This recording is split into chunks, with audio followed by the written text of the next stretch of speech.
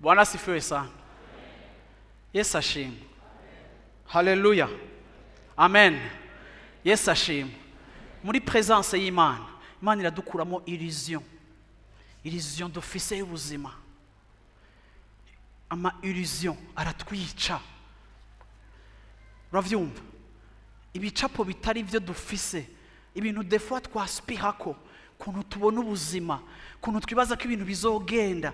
Tout ça, ce sont des illusions. Ugasanga izo illusions zirakwishe, uri prisonnier wazo, kuko uzobaho ugomba kubona vyirealiza. Rimwe uzonabaho wifatikanya n'ivyo utarukuye kwifatikanya kuko ushaka ko izo illusions zicika realite.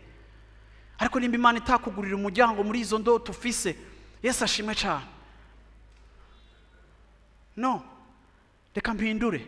Ntituza mu masengesho ngo dusenge ngo Imana irealize ama dreams yacu, indoto zacu. Ntituza mu masengesho ngo Imana irealize indoto zacu. Tuza mu masengesho ngo Imana irealize indoto zayo muri wewe.